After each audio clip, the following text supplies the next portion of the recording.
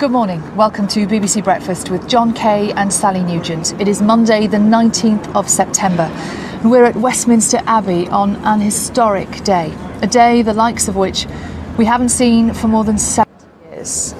Queen Elizabeth II, the United Kingdom's longest reigning monarch, will be laid to rest. In the next half hour, the final mourners will pass through Westminster Hall, where Her Majesty has been lying in state for over 4 days. Later, at precisely 10:44, her coffin will be taken on a gun carriage, towed by 142 Royal Navy sailors, and make its way here to Westminster Abbey, where the state funeral service will take place at 11 o'clock. And afterwards, thousands will line the route of a procession from here along Whitehall onto the Mall and past Buckingham Palace before making the journey in the royal hearse to Windsor, where the Queen will be buried alongside her husband, Prince Philip. Our royal correspondent Daniela Ralph looks ahead to a momentous day. This is a previously unseen photo of the Queen, taken at Windsor in May and released by Buckingham Palace for today. She is wearing aquamarine clip brooches given to her on her 18th birthday by her father. Today the country, over which she reigned for 7 decades, says its final goodbye. It has been a week of vigils and insights into a family's private grief.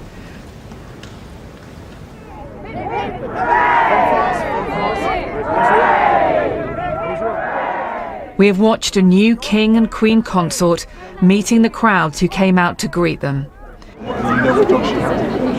Seen a new Prince and Princess of Wales take on new titles and hear people's memories of the Queen. And shared the sadness of the younger members of the royal family as they paid tribute to their beloved grandmother. And 2 of the Queen's great-grandchildren will walk behind her coffin today in Westminster Abbey. 9-year-old Prince George and 7-year-old Princess Charlotte will form part of the funeral procession. They will walk behind their parents and in front of their aunt and uncle, the Duke and Duchess of Sussex. It will be a moment of extraordinary solemnity for these 2 young royal children. The funeral service in Westminster Abbey will include Psalm 23.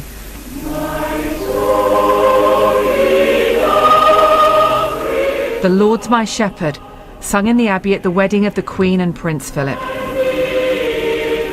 Prayers will reflect the Queen's long life and reign and her devotion to duty. The service ends with the last post, a 2-minute silence and the national anthem, before the Queen's piper plays the traditional lament, Sleep, Dearie Sleep.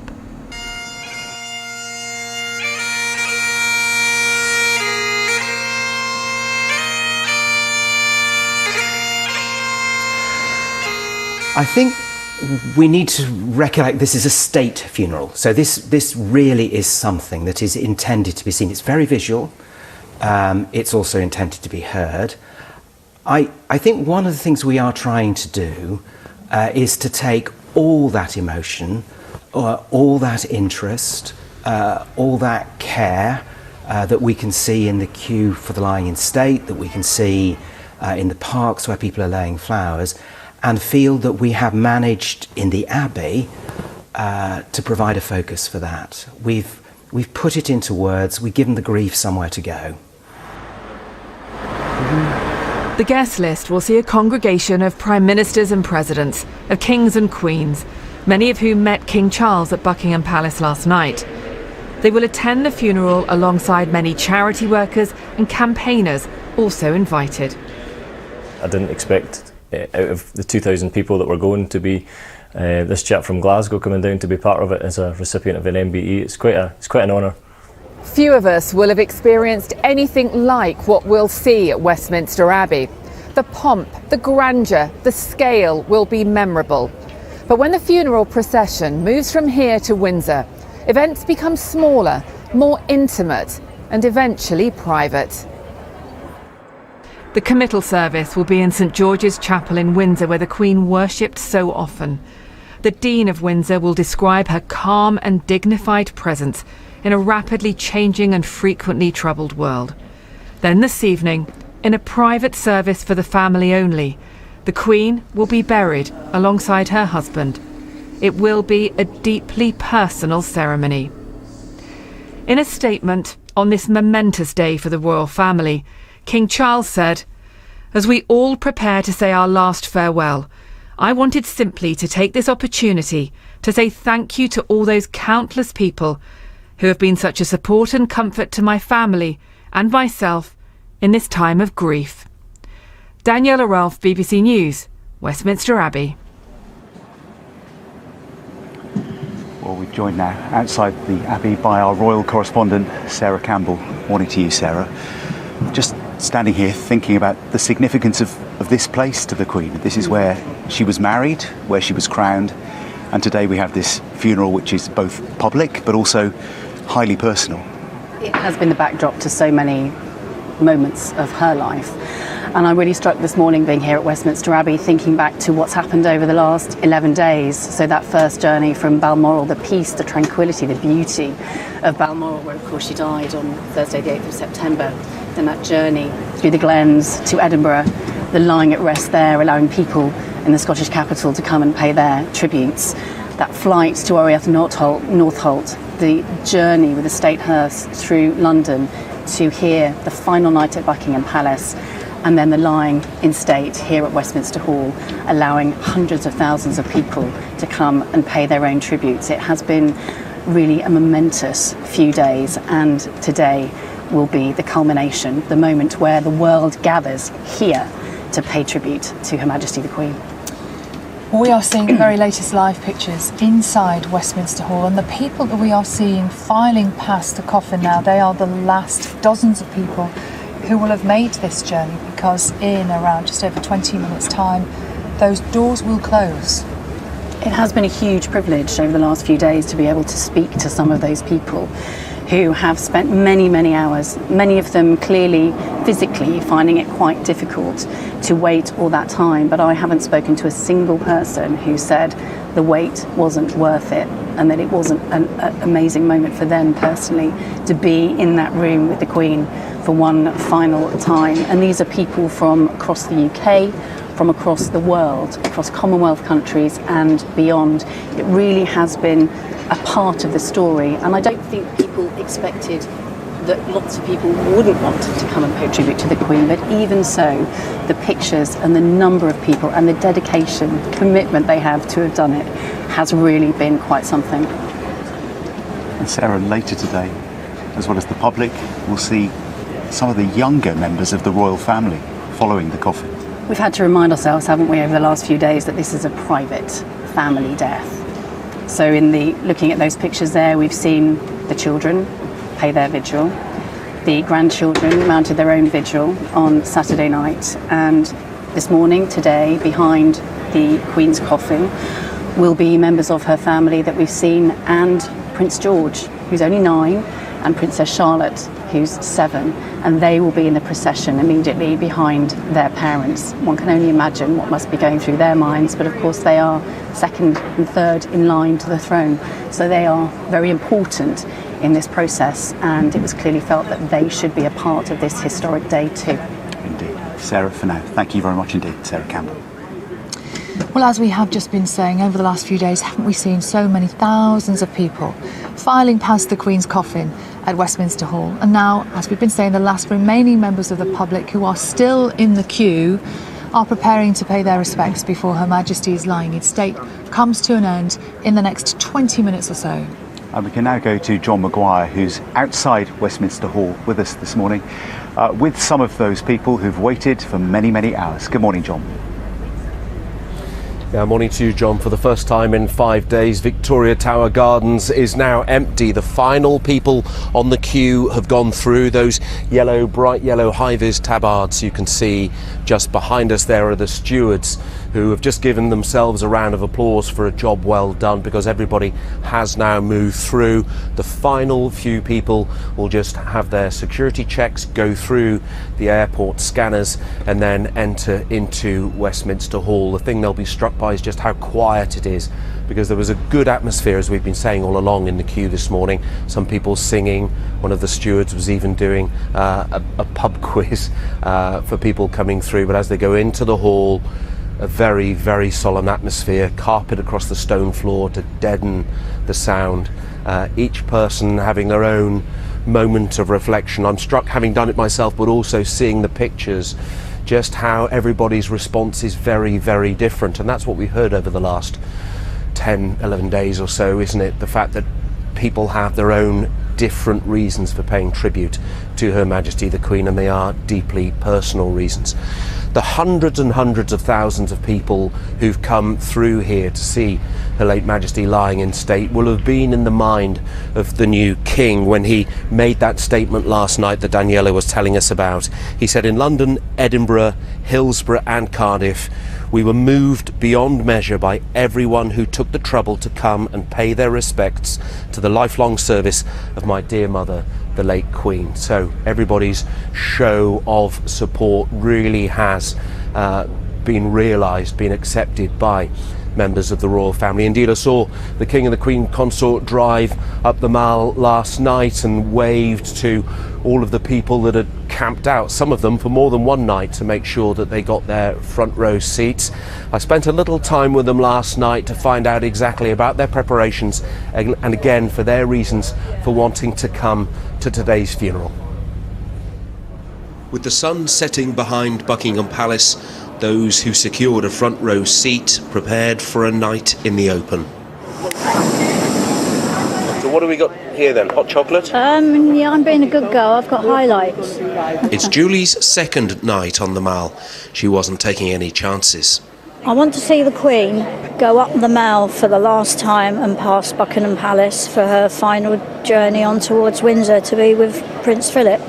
And that means a big deal to me. Some depended on little more than a candle to keep them warm.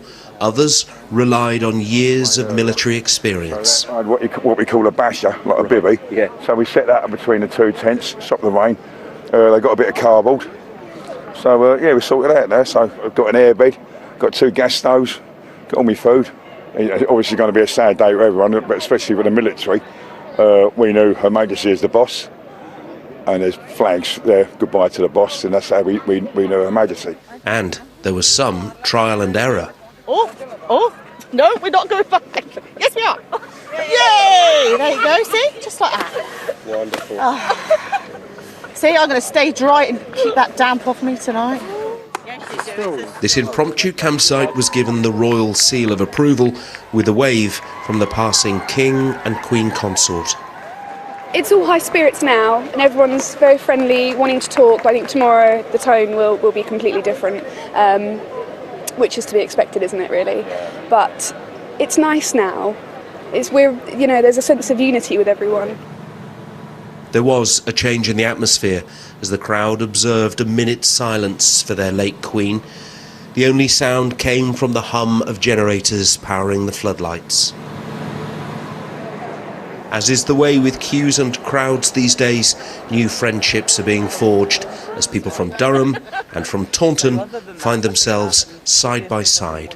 Ever since we found out that she was poorly and died, we had this uneasy feeling and just felt as if we just had to do something. So, just had to come down. I do a lot of outdoor swimming, so I've got one of those dry robes just to step into as a sleeping bag later tonight.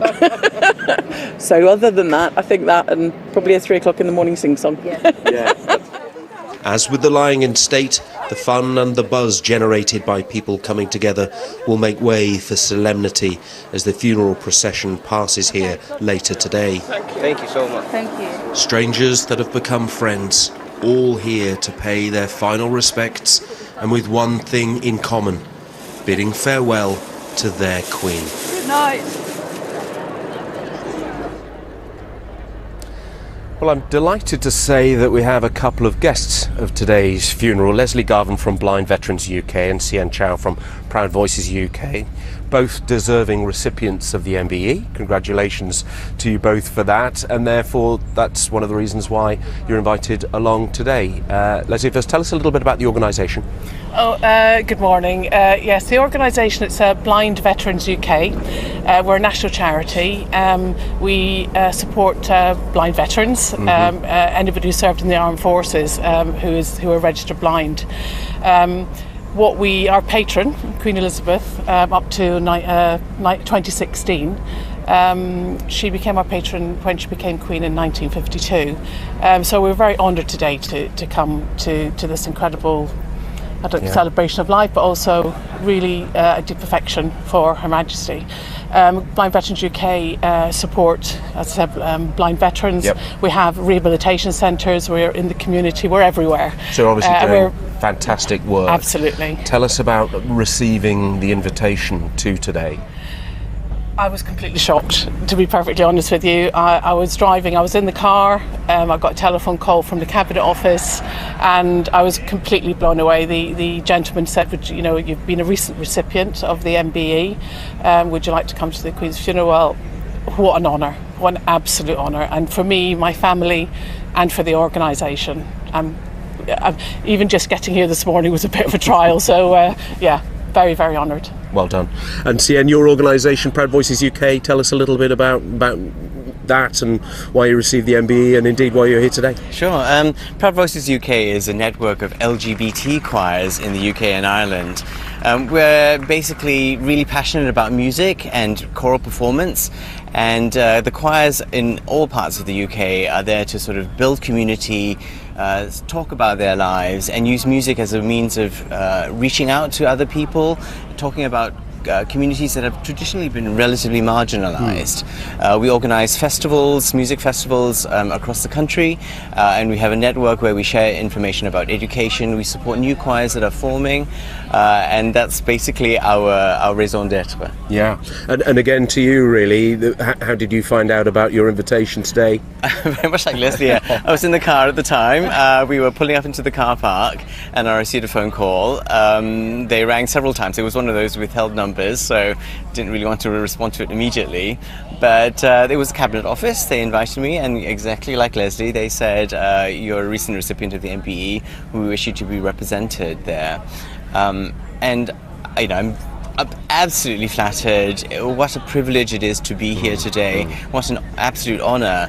And I've been reflecting over the last couple of days of why me? But I recognise that it is because the Queen, I'm sure, would have wanted to have all different communities represented here at this event, and we are here to be there for the LGBT community as well as the choral community. And Leslie, you're representing your organisation, aren't you? The charity, those people you help, you're here as their sort of figurehead, really. Yes. Yeah. I have to say, before I came here today, I did say to some of our blind veterans, and we have a centre in Brighton, and they live in our centre down there. We have 22. A number of them have talked to me about how they feel about the Queen, how, of course, all veterans have sworn allegiance to Her Majesty and the Crown. I've had messages saying, please think of us when you're in the Abbey. Right. I met the Queen in Saudi Arabia. I was on D-Day. I served under her father, her uncle, and also the Queen. And very, very, the reverence that that veterans hold, has really had a profound effect on me as well. So I feel as if I'm coming not only for myself and my family, but for this amazing organisation. Good for you, and it's the same for you, Leslie. I suppose you're I beg your pardon, Sian, you're representing the people that sing in your choirs. Yes, absolutely. And we're a really diverse group of people from metropolitan centres, but also rural areas across the whole of the UK and Ireland. and it is really a privilege to be able to be here on behalf of those people. Well done. Okay, well, thank you both very much indeed for talking to us on BBC Breakfast this morning. It will be, I think, obviously for Leslie and Cian and for the 2,000 others that will be in Westminster Abbey later on this morning, an incredibly moving and incredibly poignant service, but one that will perhaps have the chance to celebrate Her Majesty's life, to celebrate her incredible 70 years of duty and service, not only to those people who will be at the Abbey today, but to all of us. Back to you two.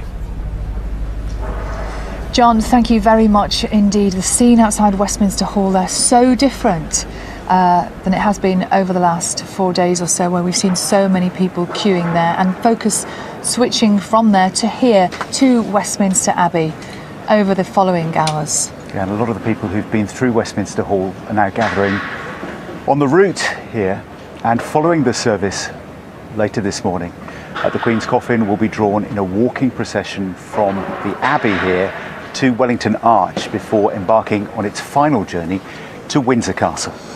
Now, during the procession, Her Majesty's coffin will pass the cenotaph in Whitehall. Our correspondent Nick Beak is there for us this morning. And Nick, I know we are expecting lots of crowds where you are today. Good morning, Sally. Good morning, John. Yes, just look at this. Hundreds of people already on Whitehall.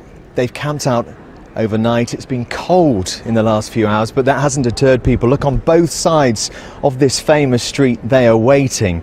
The United Kingdom hasn't seen a state funeral since 1965. That, of course, the funeral of Sir Winston Churchill, the occupant of that street there, Downing Street. And just remember, during her long reign, the Queen had 15 different prime ministers.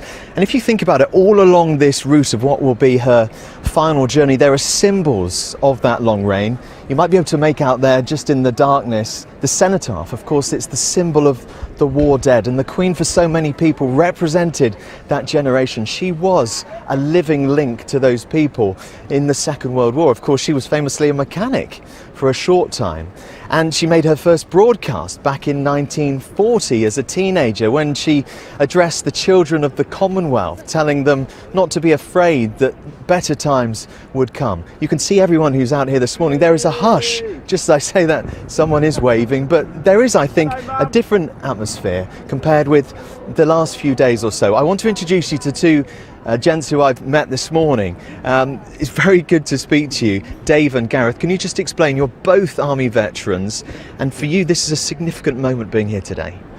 Yeah, so I mean, I served for just under 20 years, swore my oath of allegiance to the Queen, and you know, I was very lucky to meet her in my last year in the Army, and you know, it's a day that, you know, I had to be here for. And Dave, you served Queen and Country. You were seriously injured in Afghanistan back in 2010. Yeah, I was blown up in 2010 in Afghanistan, which ended up me having quite a severe spinal injury, and I was medically discharged in 2019 because of my injury.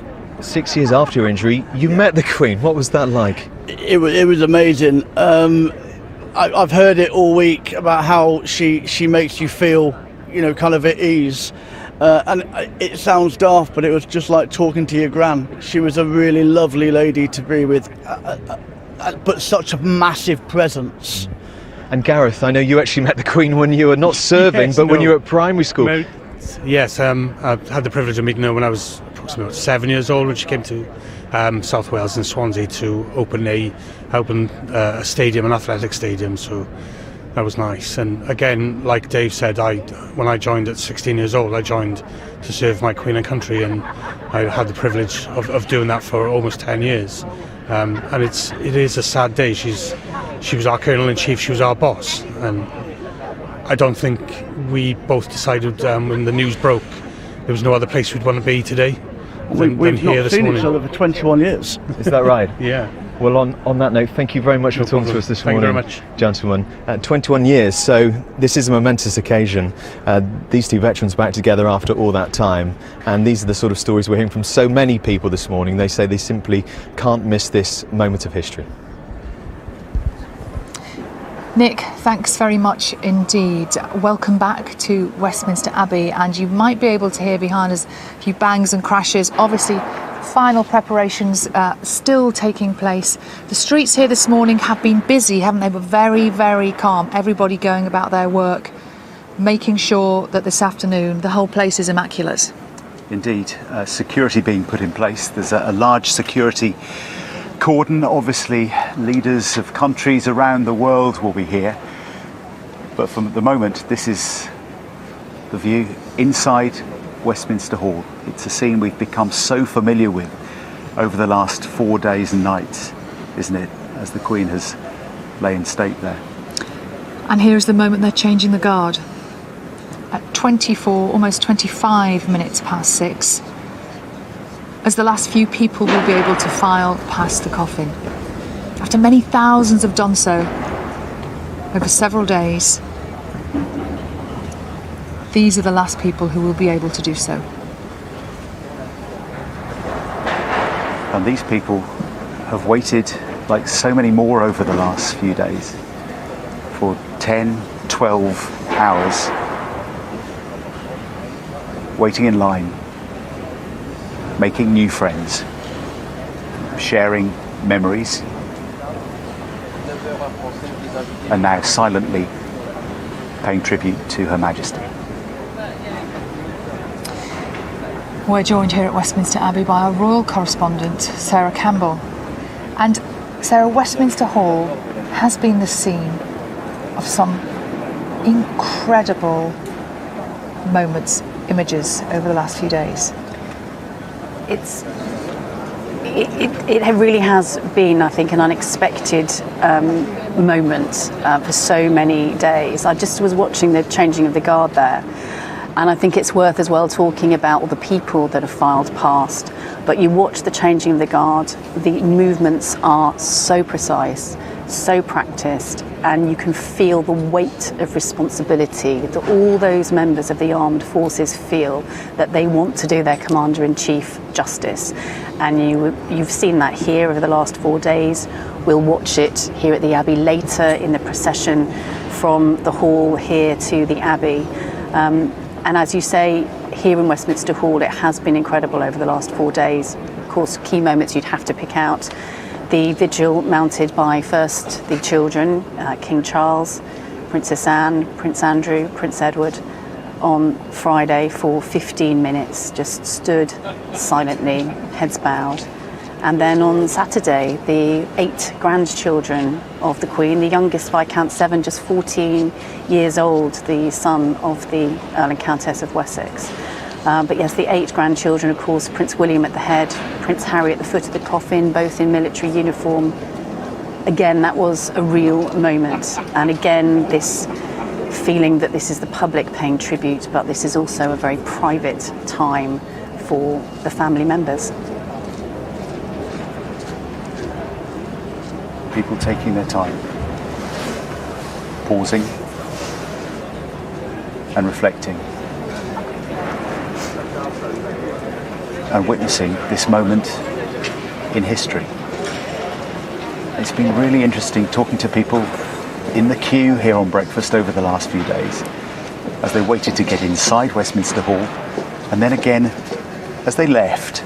People from all walks of life, people with all connections and none, and people from all over the world, Sarah. This has been the focus.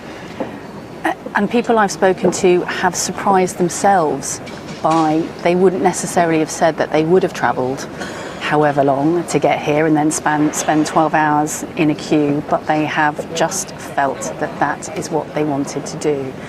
And I think in all the statements we've heard from members of the royal family over the past 11 days, this acknowledgement and this outpouring of grief and tributes to their mother, their grandmother, has been really appreciated by members of the royal family. The King last night, he said, as we all prepare to say our last farewell, I wanted simply to take this opportunity to say thank you to those countless people who've been such a support and comfort to my family and myself in this time of grief. And as we see the last few people walk through, it's the reactions of people as they leave that has been so striking, hasn't it, Sarah? Many of them turn around again, not wanting to leave. Many of them are crying. Children, you rarely hear, you can watch it for a long time and you won't hear a sound other than at the changing of the guard. So even the smallest of children seem to recognise the atmosphere of the place, the tranquility, the stillness. It's really quite incredible. We've seen some young children going through just in the last few seconds, haven't we? Some in prams and pushchairs who've been up all night.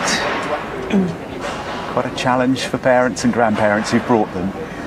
But when you speak to those parents and grandparents and ask, your child won't understand this, they will say yes, but in years to come, they will say, I was there. And even though they will only know a king throughout their lifetime, they will have been there at this key moment for the Queen, who was such a part of all our lives for so many years. It's interesting though, I was talking to some kids in the queue yesterday, and they were fully aware of this moment because the Platinum Jubilee was so recently and so many children were involved in that, and Paddington of course, and they put up bunting and they wore t-shirts, and for that reason they have a connection with the Queen, and a lot of them have felt this very keenly, haven't they? Absolutely. My children are constantly throwing facts to me about the Queen that they've learned at school, and the book that each primary school child was given during the Platinum Jubilee to give them an understanding of this extraordinary reign, which sadly would only last another 3 months. But how lovely it was to have had that 4 days in June of such celebration, and for the Queen to have been aware of quite the status she had in people's lives. Now officially, those doors will have closed at 6:30. It's now 6:31, but the images that we're showing you are on a slight delay. So it's possible, probable, that the people we're seeing now are the very last people to file through.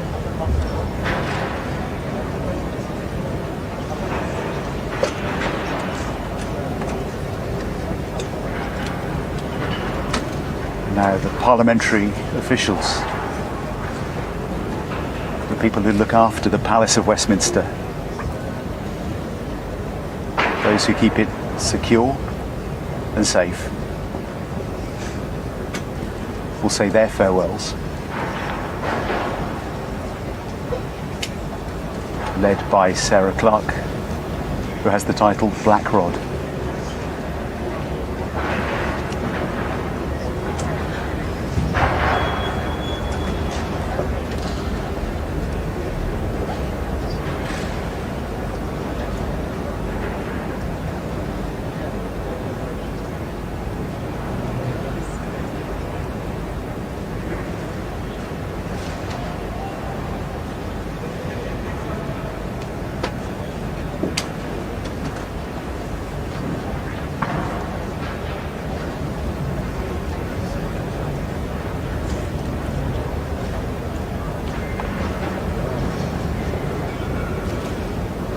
These images tell you that it's over.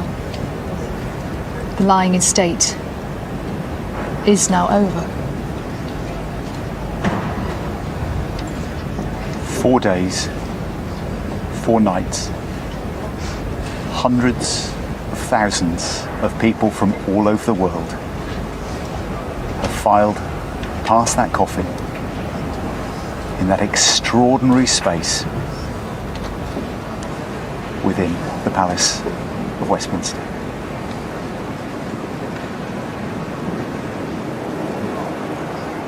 Striking images there, Sarah, of the last few moments of the lying in state, closed by Black Rod. It's quite a moment, isn't it? It really is in a week, 10 days that have had so many powerful moments. On Wednesday we saw the family hand the Queen over to the nation in that procession from Buckingham Palace, her last night in Buckingham Palace, arriving here at Westminster Hall, and that really has been the moment for the nation to come and to pay their own personal tributes. And haven't they done so in so many numbers?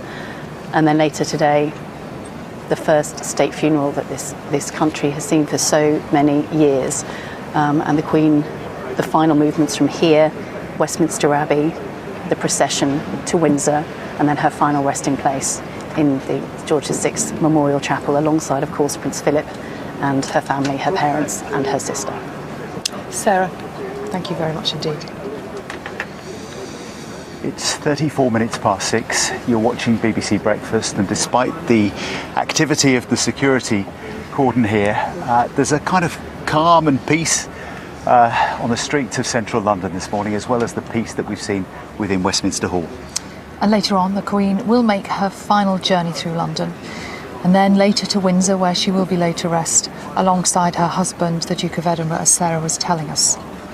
Let's just have a look now at the route that procession will take. The Queen's coffin will be carried by the Royal Navy's Stayt gun carriage from Westminster Hall in a procession including the King and his sons, Prince William and Prince Harry, via Parliament Square to the west gate of Westminster Abbey. Then at 11 o'clock, the Queen's funeral will begin.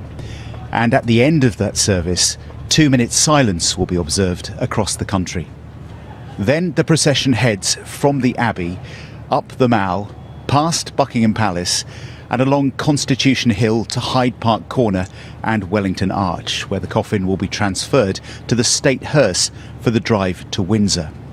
Up the long walk to Windsor Castle, and then to St George's Chapel for another service at 4 o'clock this afternoon. There's then a private ceremony where the Queen's coffin will be laid to rest alongside that of Prince Philip. Well, let's go live now to the location where this journey will end. Charlie is in Windsor for us this morning. Morning, Charlie.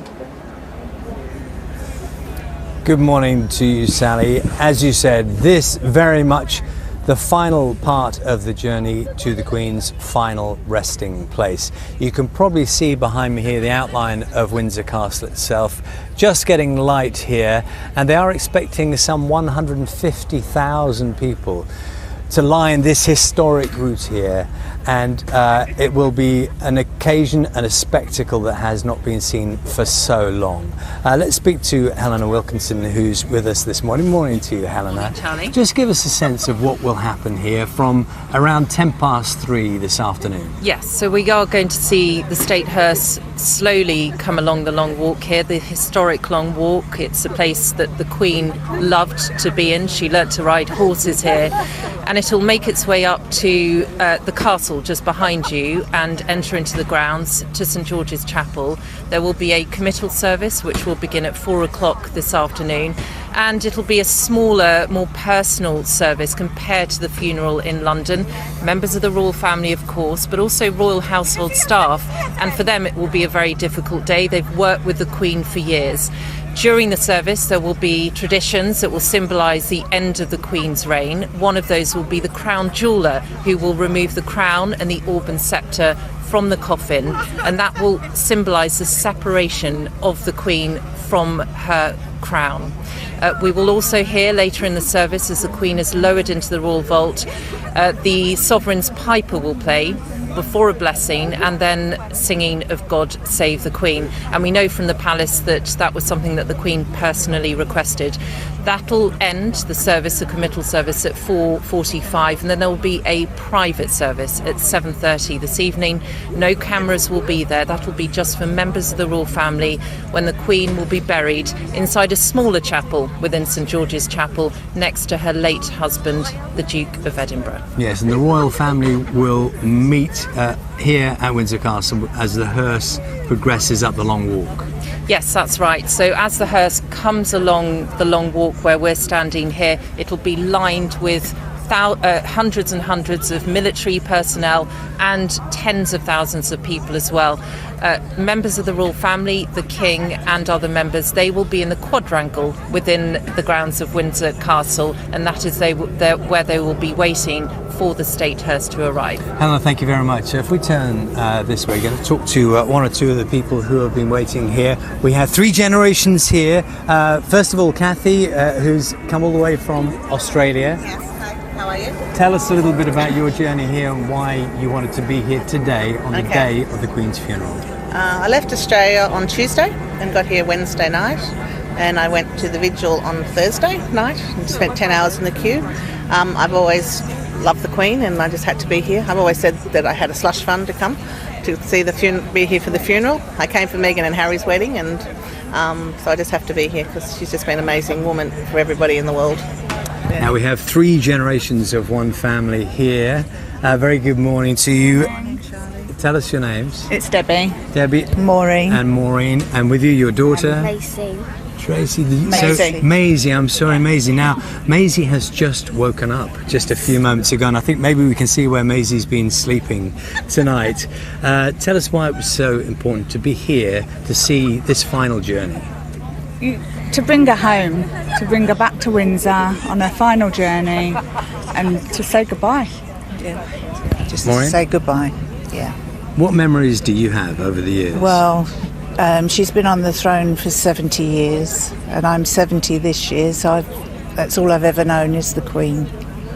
And we've always used to come to Windsor. Buckingham Palace we went to a few weeks ago, so yeah.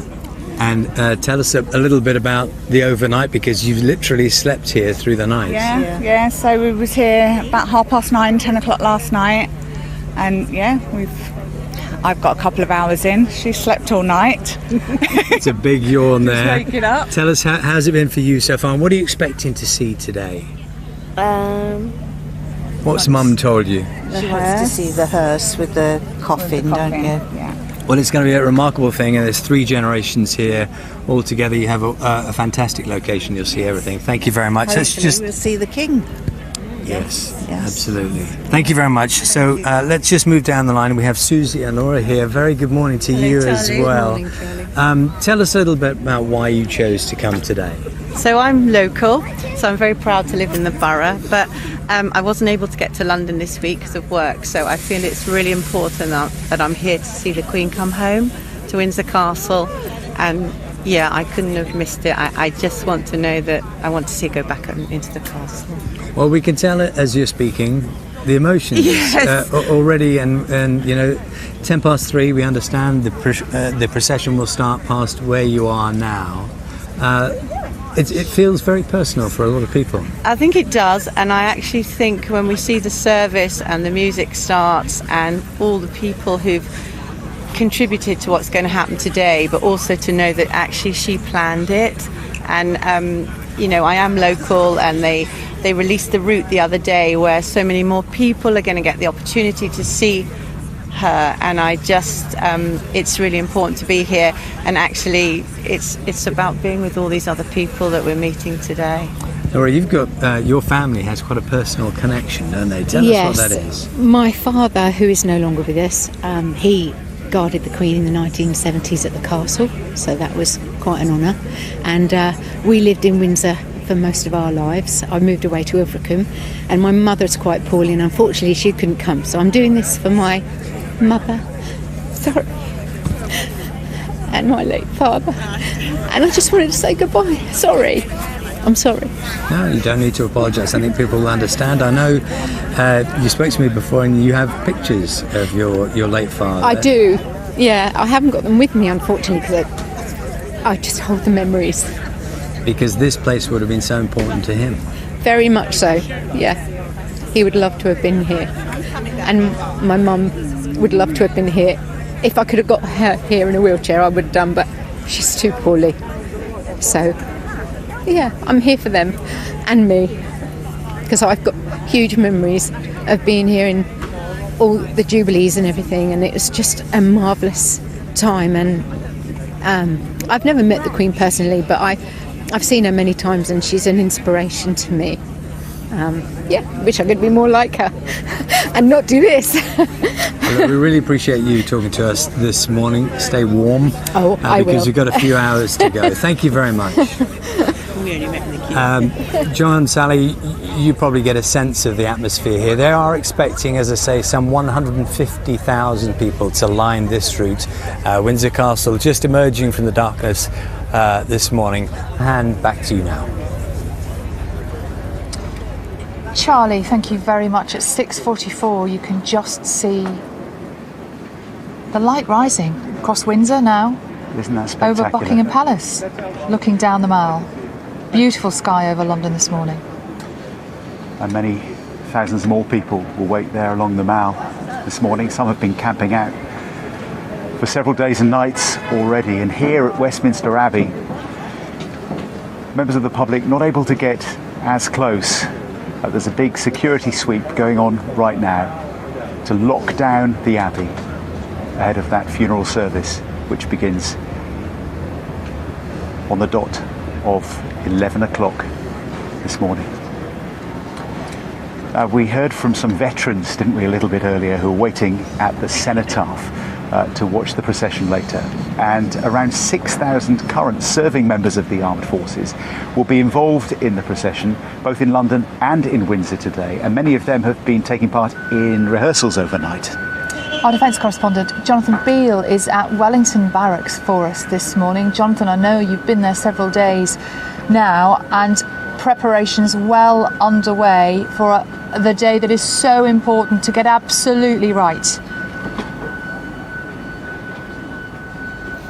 Yeah, Sally, I mean, the parade ground looks pretty empty behind me, but I can tell you it is a hive of activity, putting on their ceremonial uniforms, getting ready for this massive occasion for military personnel. As you say, thousands involved in both the funeral and also the procession that takes place after that funeral. And the focus will really be that Stayt gun carriage that will be pulled by members of the Royal Navy, 142 ratings, and I'm joined now by two of those who will be pulling that carriage. I think one of you in the front and one of you behind. And Jessica Rose King, you are in the front pulling that carriage, and then Joseph McConaughey Turner, you are behind. First of all, just tell me, you know, you haven't, this isn't something you normally do, it's not your job, but you have been practicing. It's a heavy carriage, it's full of symbolism because it was first used for Queen Victoria. Just tell us what you've been doing over the past week.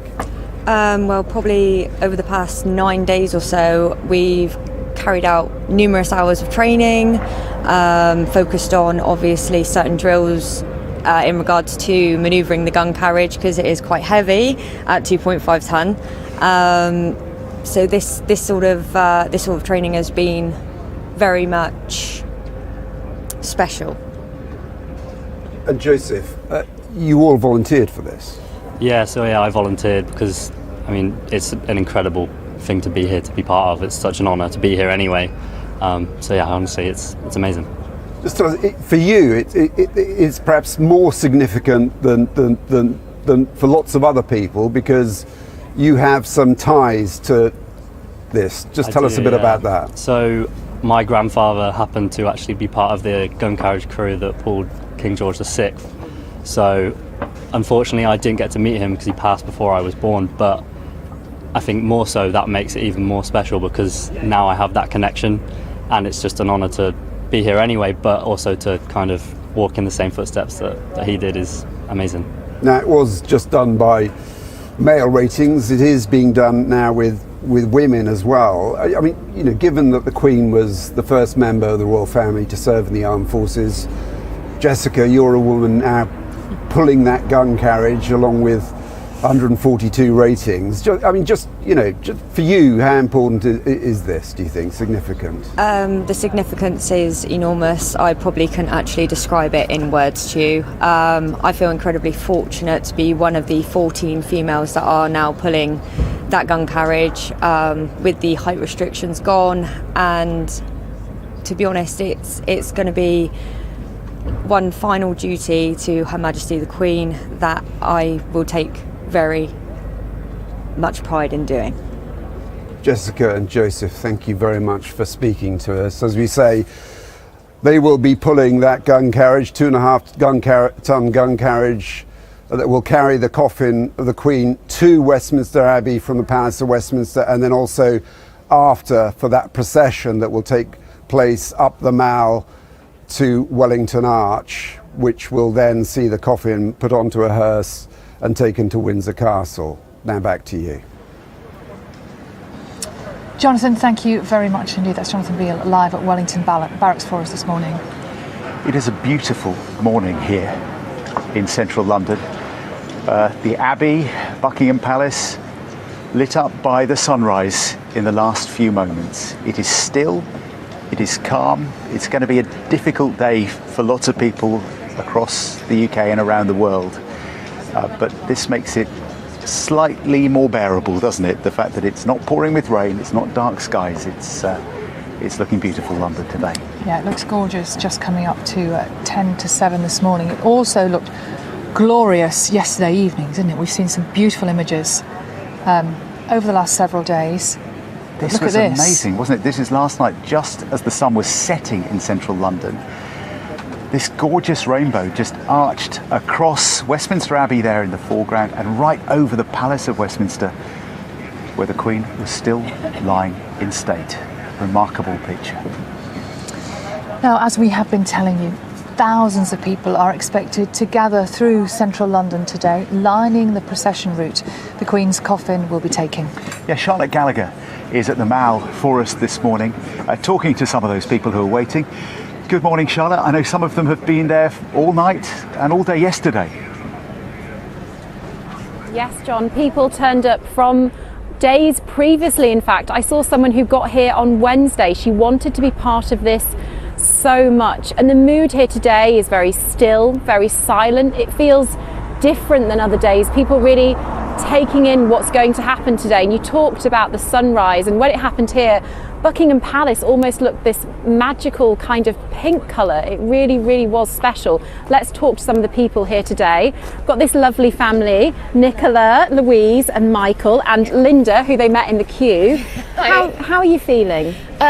Excited, sad obviously, but also very excited. This is a monumental occasion and we wanted to be a part of it and part of the history of our country. Because she did so much, didn't she, the Queen? All of us will have different memories, times we saw her perhaps in real life or on the television, coming out onto the balcony behind us and smiling and waving. Yeah, I mean, she was just such a big part of our heritage and our lifestyle, and it's all we've ever known, and we just wanted to pay our respects to her for the great job she's done for our country. And you got here yesterday afternoon, but you were determined to be part of history, be part of this, and absolutely. say goodbye. Yeah, we came up around, we arrived around 4 p.m. yesterday evening, and then Linda arrived shortly after. I think we felt as a family that we had to come and pay our respects and as our flag says, say thank you, and I think that means a lot. And Dad, Michael, you wanted to come as well for your wife. Your wife's at home, but she's watching the day on television. Hopefully she's watching it, and yes, but it's going to be a very emotional day, and there's going to be a little tear in my eye when she goes past. Linda, how are you feeling? Emotional, excited, and just really glad to be here. You came down from the Midlands yesterday, didn't you? And yes, it was a last minute decision to come. Yeah. What did the Queen mean to you? Just everything, really. She was just a steadfast, you just feel safe when she was here. It was just a lovely, lovely lady, and my mum loved her. Lots of people have been telling me how much the Queen reminded them of their mum, of their grandma. She did, she did actually remind me of my mum. She got the same smile. That generation that lived through so much and saw so much. Yeah, it was lovely. And it's lovely for you as well. You've made friends in the queue. Oh yes, I came alone, and then I said, "Can I come and sit by you?" And they adopted me for the night. It's been a pleasure. Yeah, it really has been a pleasure. Yeah, and that's been really lovely. Everybody's just been really friendly, and they want to enjoy the occasion. Yes, it's sad and it's emotional, but you want to meet people, you want to talk to people, and that's the enjoyment of it. You also want to celebrate the Queen's life. Yes, absolutely. What a life she had. I mean, on the throne for 70 years, probably we won't see anything like that again, you know, and we want to celebrate her and what she achieved. So that's why we're here. And Michael, what are your favourite memories of the Queen? I can remember when I was a little boy, I was at her coronation. Oh, were you? Yes, and 70 years and I'm here and her passing away. 7 decades, fantastic achievement. And you never would have thought when you were there as a child that she would have been on that throne for so long? Absolutely not, but we're very privileged to have had her. We are very indeed. Privileged. Thank you so much. Thank you so much. Thank you. Thousands and thousands more people coming down here. I'm sure I saw people arriving with their chairs from 4, 5 o'clock this morning. They want to be part of this day, say thank you to the Queen and say goodbye. Charlotte from the Mall, thank you very much indeed. Look at that, doesn't it look beautiful this morning? Stunning, absolutely stunning. London looks gorgeous ahead of this day. And wasn't it lovely to see some smiles there in the crowd? People celebrating a great life, well lived, as well as mourning that loss today. I know a very, very solemn day ahead, but as you say, the atmosphere in the crowds that have gathered over the last few days has been incredible. I know you've been in the queue, haven't you, and meeting people there. It's all been part of the experience. And every single person, I think, just got a sense of it there with Charlotte. Every person has their own very personal reason and a different reason for coming. A family connection, a memory of the coronation. Just every single person has a story and a reason for being here. And for you watching this morning, a reason for joining us over the TV as well. And at 5 minutes to 7, I can tell you it is a beautiful morning here in London.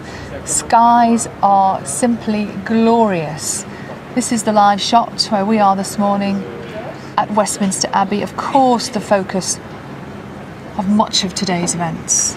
Westminster Abbey, where Queen Elizabeth was married as a young woman, where she was then crowned in 1953, and today where her family and dignitaries and leaders from around the world will gather to say farewell to her ahead of that second service then this afternoon at Windsor Castle.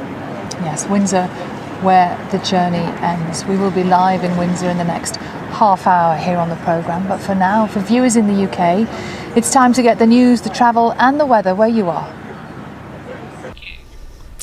Good morning from BBC London. I'm Thomas McGill. More than 10,000 police officers from every force across the UK will be deployed in London later for the funeral of Queen Elizabeth II. With hundreds of world leaders, dignitaries and royalty attending the funeral, as well as an estimated 1 million spectators, it's one of the biggest operations in the capital for decades. Around 2,300 officers will line the route of the Queen's final journey from Westminster Abbey to Windsor Castle in what the Met has described as the final and most complex phase of the operation following the Queen's death. It is a hugely complex and challenging day for policing. We're expecting a huge number of crowds. And my ask of those who are coming to London is follow the guidance and the advice on the government's website. But when you are here, officers will be engaging and talking to you. I'd ask everybody to keep vigilant, to stay vigilant. And if you see or hear anything that's out of the ordinary, please speak to one of the many officers who will be on duty. Well, today's events will also mean the capital's transport network could face its busiest day ever, with bosses warning it could be overwhelmed if too many people start to head home once the procession leaves Westminster. With more on that, here's our transport correspondent, Tom Edwards. Central London is expecting unprecedented numbers today. There will be lots and lots of road closures. Also, the tube is going to run an hour later, although St James's Park, Hyde Park Corner and Westminster are not going to be open. Also, Green Park is going to be exit only. What TfL are worried about is there will be a huge rush of people after the funeral and they'll all rush to the tubes and that will cause problems. They're asking people to stagger their journeys, but it is a big day for Transport for London. Well, as Tom mentioned, their roads will be very busy and many closed in central London for much of the day. In West London, the A4 and A30 are likely to be closed too. Transport bosses are advising owners of cars parked on those streets to move them before 10 o'clock this morning, as crowds are expected as the Queen's coffin makes its final journey to Windsor. Well, let's take a look at the tube and see how it's running at this time of the morning. And there's a good service on all lines at the moment, a little part suspension on the Elizabeth line. And the weather, Elizabeth Rizzini has that. Hello there, good morning. With more cloud around last night, then it is a milder start to the day than we saw over the weekend. Some of our temperatures in double figures. Now for Her Majesty's state funeral today, then it should stay dry or mostly dry, but there will be a lot more cloud around than we saw over the weekend, and there may just be a few splits and spots of drizzle just from the thickness of the cloud, really nothing more than that towards the end of the day in central London and also perhaps in Windsor too. Top temperatures of 17 or 18 degrees Celsius for most of us. Some brighter spells peeping through the cloud at times. Now, as we head through this evening and overnight, then there'll always be a lot of cloud around. Again, it should stay mild. Temperatures, for the most part, will stay in double figures. For the rest of the week, then we are expecting it to stay mostly dry at first. Temperatures will start to come up 19 degrees on Tuesday, maybe the low 20s by Wednesday and Thursday, but cooler, more unsettled towards the end of the week. Well, I'll be back in half an hour, but you can keep up to date with what's happening in London on BBC Radio London. Our website also has lots of information about where you can watch today's events if you're not in central London, and more on those road closures. That's bbc.co.uk/London. But for now, let's cross back to Sally and John in Westminster.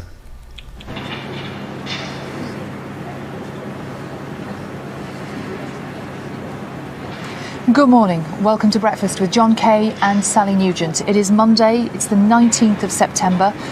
We're at Westminster Abbey on an historic day, a day the likes of which we haven't seen for more than 70 years. Queen Elizabeth II, the United Kingdom's longest reigning monarch, will be laid to rest. And earlier this morning, the final mourners paid their respects as she lay in state in Westminster Hall, just a short distance from here. At precisely 10:44 this morning, her coffin will then be taken on a gun carriage towed by 142 Royal Navy sailors and make its way here to Westminster Abbey. The state funeral service will start here at exactly 11 o'clock. Afterwards, thousands will line the route of a procession along Whitehall, onto the Mall and past Buckingham Palace before making the journey in the state hearse to Windsor, where the Queen will be buried alongside her husband, Prince Philip. Our royal correspondent Daniela Ralph looks ahead now to a momentous day. This is a previously unseen photo of the Queen, taken at Windsor in May and released by Buckingham Palace for today. She is wearing aquamarine clip brooches given to her on her 18th birthday by her father. Today the country, over which she reigned for 7 decades, says its final goodbye. It has been a week of vigils and insights into a family's private grief.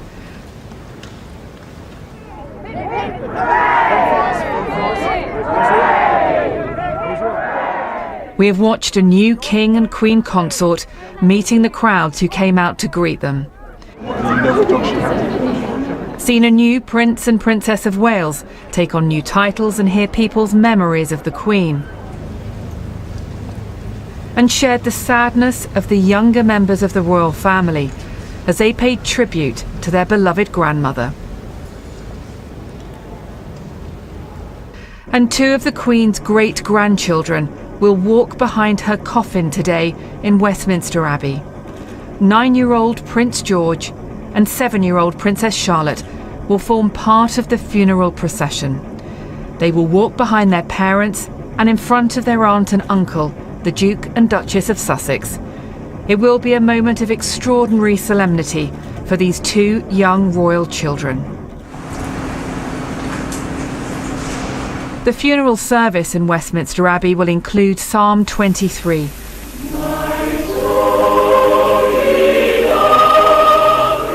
"The Lord's My Shepherd," sung in the Abbey at the wedding of the Queen and Prince Philip.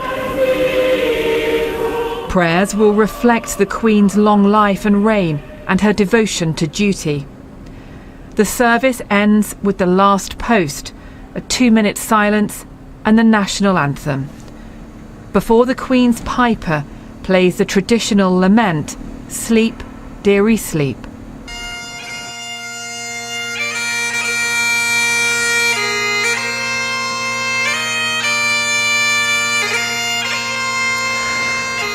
I think we need to recollect this is a state funeral. So this really is something that is intended to be seen. It's very visual. It's also intended to be heard.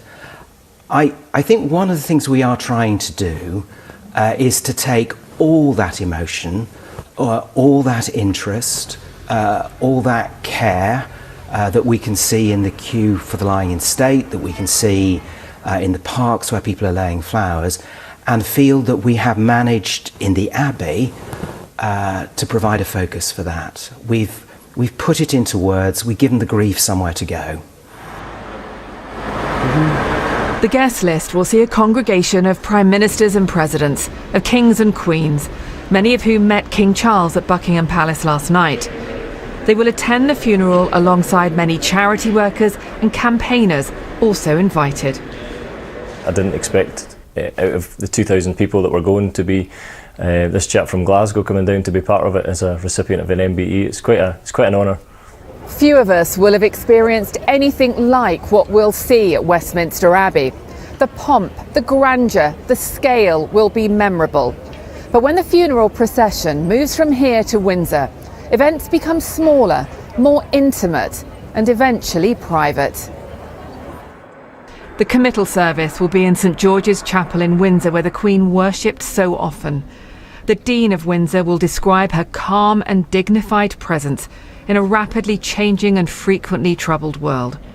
Then this evening, in a private service for the family only, the Queen will be buried alongside her husband. It will be a deeply personal ceremony. In a statement on this momentous day for the royal family, King Charles said, "As we all prepare to say our last farewell, I wanted simply to take this opportunity to say thank you to all those countless people who have been such a support and comfort to my family and myself in this time of grief." Daniela Ralph, BBC News, Westminster Abbey. It is a day the likes of which most of us have simply never seen. Indeed. Well, we're joined now by our BBC Royal correspondent Sarah Campbell. Good morning, Sarah. The last 11 days we've seen such powerful moments, haven't we, all over the UK, but today is when this chapter in our history ends. Yeah, and it has been a real journey, I think, over the last 11 days, from those first images of the coffin leaving through the gates of Balmoral, that sort of beautiful, tranquil, peaceful, private place, of course, the place that she died on Thursday, the 8th of September, and then the journey through the Scottish Glens to the Scottish capital, the laying at rest there, and then the flight down to RAF Northolt, the drive through the rain, people standing on the roads, getting out of their cars to watch as that state hearse went by, the final night in Buckingham Palace, and then being brought to Westminster Hall, where hundreds of thousands of people have travelled the lengths and breadths of the country and beyond to come and just spend a few moments with her. And then today that final journey begins. Firstly, the short journey from Westminster Hall to here, Westminster Abbey, a place that has been the backdrop to so many key events in her life, key engagements. Of course, she was married here in 1947, she was crowned here in 1953, and today she will be, her funeral service will be held here. Sarah, thank you very much indeed. That's Sarah Campbell, our royal correspondent. Around 2,000 people will be paying their final respects to the Queen, actually inside Westminster Abbey for the funeral service a bit later this morning. Now, among the heads of state and dignitaries in attendance, a number of people recognised by the Queen in her birthday honours list have also been invited. John Maguire is at Westminster Hall for us with some of those guests. Morning, John. Yeah, morning to you, Sally and John. The people that have been invited, as you say, feel, I think, excited, privileged to be attending today's funeral. Perhaps it's not the royal event they might have chosen, but it's one I know that they very much have been telling us they feel honoured to represent their organisations. Joined by two of them now, by Barbara Crellin and by Natalie Kairosh. Good morning to the two of you. The service will take place later on this morning. Perhaps tell us firstly, Natalie, your story in as much as you received the MBE. You both received the MBE, and why you're invited along today. Yeah, so back in 2016 I was the victim of a multiple stabbing, and I shouldn't have been here, and I think that changed my life around and made me realise I wanted to do something positive. So I actually work with young people, talking about the reality of knife crime, what it's like to be a stab victim, to try and make them realise the implications of carrying a knife. And I work with vulnerable young people as well, helping them overcome trauma and lead their lives in a positive way and try and give them the best chance of the best life they can have. So what does it mean for your work to be recognised, firstly by the MBE and then of course with your invitation today? Yeah, do you know what, I thought I couldn't be made speechless anymore after the MBE, to be honest, and to then get that phone call from the Cabinet Office to say we'd like to invite you to the state funeral of Her Majesty the Queen. I think I was kind of totally speechless, which anyone knows me, that's very rare. So it's just an incredible honour. I think it reflects Her Majesty, because she wanted always to be in touch with her people, and even on her final moments she's made sure that her people are here represented. It's not just heads of state, it's not just royalty, and I think that's really special. It really reflects our Queen, who will be really, really massively missed. Yeah, I think you'll be an important part of today, and everybody will celebrate the fact that you've been invited along. Barbara, tell us your background. My background is I'm a retired head teacher, and when I retired, there was a young guy I'd taught when he was about 6 or 7, was setting up a local community responder group. So I joined him to help him with the admin, really, and suddenly I found myself responding. So I've been doing that for 10 years, making a difference, trying to make a difference in people's lives. I'm also involved in several charities locally, and very heavily involved in sport, getting children involved particularly, but I'm also heavily involved in my local rugby club, which is Oakham, and I've been president of Leicestershire Rugby Union for 3 years. So I just like to be busy, I like to be making a difference, and as Natalie said, getting the MBE was a moment. Getting that phone call a week on Saturday was just totally, in fact I thought, why are they ringing on a Saturday lunchtime when the Queen's just died to arrange the investiture? Because that's what I thought it was with the Cabinet Office. Right, okay. And then when they said that, speechless wasn't the word. It wasn't the word. I just cried and cried. Found my husband, and he thought somebody had hurt me or I was injured. And it was just unbelievable. I just felt so humbled. Silly, I said, oh, I'm in Spain, but I've obviously cancelled that and I'm here today. So I'm just so humbled, so privileged and so honoured to be here. It will be a moving, a poignant and emotive service today. Have you allowed any time to think what this afternoon might be like? I think it's going to be very emotional. It's quite a poignant day for me anyway, because it's 37 years today since I lost my mother. Right. So it's a doubly emotional day, because it doesn't make any difference. 37 years, 7 years, 3 years, it doesn't make any difference. I just don't know how I'm going to cope. I don't cope easily with funerals and things anyway. But as I say, it's just a moment in my life that I will never, ever forget. Okay. Natalie, what are your thoughts? Yeah, I mean, just to echo that, it is a really moving. I will cry as well, don't worry. That'll be both of us. You won't be alone. And I remember I did say that to the Cabinet Office when they called, and this gentleman I could hear go, oh. And I went, don't worry, I'll do it very dignified and very quietly.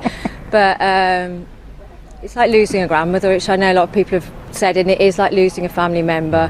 She's always been there, and it is going to be very, very emotional moment for both of us. Well, I can see you offering each other mutual support already, and I know that there will be many other people at the service later on that will be prepared to do that, and you'll be able to offer support back to them. So thank you very much indeed. Thank you very much. Great pleasure to talk to you on BBC Breakfast this morning. Thank you. So there we are, John and Sally. We've heard it, I know, time and time again over the last few days, but it bears repetition, doesn't it? People coming for their own personal reasons, but primarily, whatever it might be, they're here because they want to pay those final respects, to say farewell to Her Majesty the Queen on her final journey. And we're just hours away from that now. So many people have told us over the last few days, haven't they, that they've, in their thoughts, have been their mothers and their grandmothers, sometimes their great-grandmothers. Well, the Queen has been that to so many of us, hasn't she? So today will be, I think, a fitting farewell. Back to you two. John Maguire, thank you so much. And isn't it lovely to see those two ladies there saying they're actually looking after each other? I think lots of people will be doing that today. And coming here for their own families, for their friends, for their work colleagues that are representing their entire communities here at Westminster Abbey. It's a good thing that the weather looks like it's going to be favourable today. It's been a bit miserable at times over the last few days, and it is autumn here in the UK, but the wind has dropped. It's quite a still and peaceful morning. The Union flag on top of the Abbey just hanging loosely there as the sun rises and dawn breaks in central London. Well, following the funeral service here at the Abbey, the Queen's coffin is going to be drawn in a walking procession from the Abbey to Wellington Arch before embarking on its final journey, which of course is all the way to Windsor. And during the procession, Her Majesty's coffin will file past the cenotaph in Whitehall, a place where we often would see her laying a wreath at Remembrance Sunday. And our correspondent Nick Beake is there because, Nick, we're expecting a lot of crowds there today, including many former soldiers and members of the armed forces. Good morning. Good morning once again, John. Absolutely. I mean, look at the scenes here. Hundreds of people are on Whitehall this morning. You can see the number of police, more than 10,000 police officers. This spontaneous applause reflects the mood, really. Every now and then they're playing classical music as well. So although later on today it will be a moment of great solemnity, at the moment people are chatting. And let me just introduce you to a few people who've been gathering here, because to reflect the composition of the crowd, we've got people from the United States, from Australia, Ascot, not too far away, also Mexico. Leah, if I talk to you first of all, you're from Australia. Correct. When you think about the moment the Queen's coffin will pass by later today, what do you think will be going through your mind? I mean, I already feel completely emotional. I mean, after 10 hours of, we got our wristbands, we were went and saw her lying in state. It's going to be an emotional day. You made the time to see the lying in state? Yeah, we did. Got there 2:30 yesterday and then got in about 11:30 last night.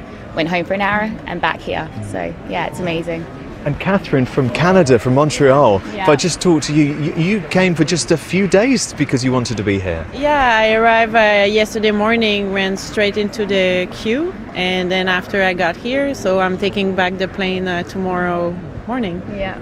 So. And the impact the Queen had on the Commonwealth and the wider world, from your point of view, what will you be thinking as you see her for the last time? Well, I think all she did she gave 70 years of her life, so it was not a big deal to come and wait for 10 hours. Yeah. Jennifer, you're from Ascot, so the Queen in a way was a neighbour of yours when she was certainly in Windsor. That's how we feel. She's resided in Windsor now for so long, with COVID coming over, and we like to see her. Not always out in the town, but obviously if there's any big event, with Ascot being a small place, Windsor being a small place, they actually fill it so quickly, and there's a fantastic atmosphere there. And I know when she goes back there today to be at a final resting place, that there'll be absolutely hundreds and thousands of people over there. Yeah. We've seen some extraordinary moments over the past 10 days or so, but for a lot of people this feels like finality, really. Yeah, I agree. Yeah, very much so. This is the last day now. Yeah. And I think it's starting to sink in. Yeah, it will take some time. It's going to take some time, to not see her, on the news so much and what's going on and everything. She was the one who held everybody solid. And this is our final farewell. Yeah. Clearly there's been so much coverage on the television. You've been able to see lots of events. Why here, though? Why have you been waiting for hours overnight in the cold? It's not the same watching it on the television. You don't get that feeling of what people are thinking. And I mean, today already the atmosphere is building up. Yeah. And it gives you part of your helping her onto her next journey. Well, that's a very nice way to Something put it. to remember. We've all met each other just today as well. Like, yesterday. We're all friends together now. Yeah, exactly. You're certainly friends together, and thank you very much for talking to us this morning. Thank you. Thank you. So, just a few people in that hundreds strong crowd now, and more people are arriving here every moment. Nick, thank you very much indeed. Now, across the UK, communities are coming together to mark the Queen's funeral and, of course, pay their respects to the late monarch. And Jane McCubbin is at the Royal British Legion Club in Staffordshire for us this morning, where people are gathering. Good morning to you, Jane. How are people marking this day? Good morning to you. Good morning, everybody. Yeah, I mean, take a look around. We're in the Royal British Legion in Alrobos. We've got babies, 7-month-old Blue here, the youngest person here. We've got cubs and scouts and beavers and families, mums, dads, grandparents, great-grandparents like Marlene and Maureen there. We've got servicemen and women as well. The whole community has come together today because they want to share this moment, not on their own at home, but together as one community. And time will stand still at 11 o'clock when the funeral comes on. And this community has come together on many occasions in the past, every single Jubilee. So this is going to be very special for everybody here today. I want to introduce now Reverend John Allen. Good morning to you. Good morning, Jane. That sense of being together is so important for you, isn't it? It is, as human beings, as a community, and we're here today joining the country out of deep love and respect and admiration for a Queen who served all of us her whole life. And now it's our turn to say thank you to God and thank you to her and her family. A message went out, didn't it, around the community saying if you know of any elderly neighbours who are on their own, bring them down today. And I think many people have, along with our young folks. There's folks here from every part of the community, every organisation, and every strand of age, and that's wonderful. What a tribute. It is. And the tone, do you think it will be one of solemnity or celebration? I think it's got to be both, because although there's a deep sadness in all of our lives that we don't have Queen Elizabeth as part of our daily life anymore and as our sovereign, on the other hand, she's touched us so deeply with her love, her infectious smile, her faith in God, and she lived those values, and that's part of what we are now.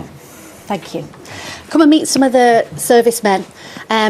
Paul and Brian, for you, I've spoken to so many people this week who've said she was our boss, she was our gaffer, and it feels personal, doesn't it? It does, yeah. Yeah, it really does. For me, she was the Colonel-in-Chief of my regiment, the Queen's Royal Lancers. She was well respected. You know, we thought the world of her. When I spoke to you earlier, you did have tears in your eyes. You were. Yeah, it's quite an emotional day for everybody within the regiment, I think. Yeah, you feel the same, don't you? I do, yes. Yeah. First time I paraded for the Queen was in Silver Jubilee, Wembley Pageant, and on Horse Guards Parade.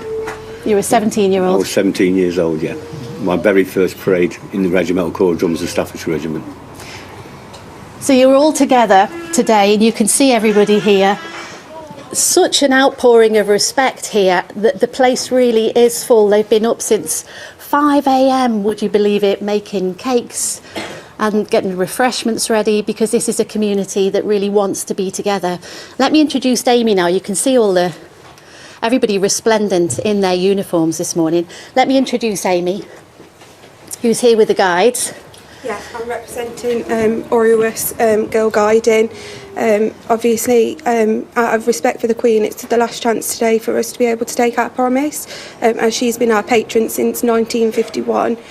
So it's just quite an emotional day for us all, especially since you've been in Girl Guiding since 4 years old. It is really, really hard to think that our promise is changing. Your promise is changing, because from tomorrow on, it will no longer be the Queen, it will be the King, and we will serve the King as we have the Queen. Can you give us those words? Go on. I promise that I will do my best to be true to myself and develop my beliefs, to serve my Queen and my community, and to help other people to keep the guide law. And those words mean a lot They do mean a lot, especially as she's just been so supportive and everything throughout the Girl Guiding Association, which is really, really good, and especially as we're helping young girls. Thank you so much for your time, Amy. Thank you so much. This will become the most watched moment in television history, and there are people up and down the country and all over the world, very many millions of people who will watch a TV screen because they can't be there in person and take this moment in. It's going to be one moment that everybody up and down the country and around the world will remember for the rest of their lives. Back to you. Absolutely, Jane. Thank you very much indeed, and to all the people there. It's going to be such a difficult day for so many people, isn't it? But wherever you're watching this morning, whether you're with other people, whether you're watching it alone, BBC Breakfast and the BBC generally here to guide you through the coverage of the next few hours. Isn't it brilliant to see everybody looking after each other and being kind? In the crowds as well. Noticed that I was walking through the Royal Parks last night, and people, strangers who had come alone, but who were making friends and just chatting and supporting one another. Yeah, lovely. Now, for more than 40 years, the Royal Yacht Britannia served the royal family, travelling more than 1 million nautical miles around the globe for state visits, official receptions, honeymoons and holidays. It was decommissioned in 1997, but the Queen described it always as somewhere that she loved, where she could truly relax, she said. Now, our Scotland correspondent Lorna Gordon joins us now aboard Britannia. Lorna, what is the atmosphere like there this morning? Good morning from the Royal Yacht Britannia. It's sombre here, it's subdued, it is reflective. You see behind me the ship's bell. That's the only place where the name of Britannia is marked, and we have one of the former members of staff, it's known as a yachty, with us now. Jeff Hughes, you were the chief cook. I was one of the chief cooks on here. Britannia. Yeah. What was it like when the Queen was on board? It was brilliant because it was a home from home for the Queen. It was a place where she could relax and enjoy herself without the pressure of the media or the public here, and she was very relaxed all the time on here. You got a sense of how fond she was when you saw how visibly emotional she was when the ship was decommissioned. She looked as if she was holding back her tears. Yeah, it was another sad day. It was, I must say, Her Majesty the Queen and all of us had tears in our eyes that day. That was a really sad day for the decommissioning, because the yacht has done so much for the British, and especially with the Queen on board. Yes, it's interesting. We've seen so much over the last few days, this mixture of a family grieving in private and also ceremony, and in a very different way. You saw the family relaxing, but also this was a place of ceremony, of occasion, of a state place as well. Yeah, well, I must say, the Royal Yachtsmen, we were a family. Although we were all Royal Navy, we were still a family, and the Royal Family made us feel a family. The Queen was brilliant. She would come on board in a tour, and if she was on for any length of time, she would actually come and meet all the members of the crew. It would be official walk round, and she would actually meet everybody, and they made you relaxed and easy to talk to. The very first time I met them, I was a bit apprehensive, but once they started talking to you, it was easy, and the conversation would go, they'd ask you questions, you answered, and it was good. Did she have a favourite part of the ship? Well, the sun lounge here was her favourite part of the ship, and you can imagine sitting in there and you're at sea somewhere, sunny or stormy morning, and looking out the back and the view you have. So no wonder it's a favourite place, but that was one of her favourite places. And of course the royal family played games on the deck here as well. Yeah, this was their part of the ship. When they were on board, any work that was done aft of midships was done before 9 o'clock in the morning. And there was no word of command given, everything was done in silence because everybody knew their job. And then after 9 o'clock, this part of the ship was the royal part. They could relax, play their games and do whatever. But also when we used to have our own part of the ship on the forecastle, if we were playing deck hockey, volleyball, the royal family and the Queen, they would come on the Royal Bridge and they'd watch us. So you had both ends of the spectrum there, you know, so it was good. And of your many meetings with the Queen, which ones stand out? Oh, there's quite a few, but I think one of the best is when we stirred in the Christmas pudding. That was brilliant, because it was the senior naval officer on board. It was tradition, would stir the Christmas ceremonial stirring of the Christmas pudding, and the actual day when you seen the photograph that we were doing it, as we were pouring the alcohol and rum in, the Duke says, "Make sure it all goes in, Chief." And then the Queen just burst out laughing, which you see on the photograph, and it's brilliant, you know. And we used to do ship's concerts for them as well, and to see the Queen and the rest of the royal family sitting down there, relaxed, with no pressure, and actually laughing when the tears coming down their faces. And you had a private audience as well, didn't yes, you? I was lucky enough just before the last trip I done on the Royal Yacht with Her Majesty the Queen.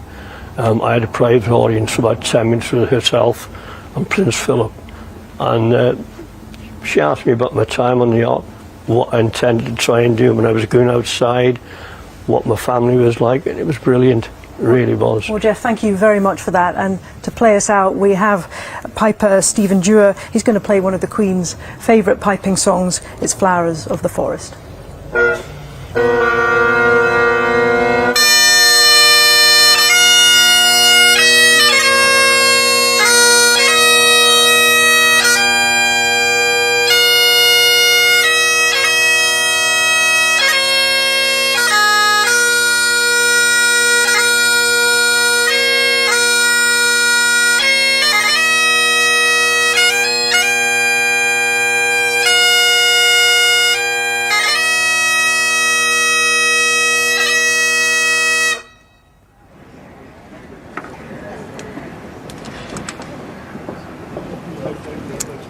Seen live from Her Majesty's yacht, Britannia, this morning.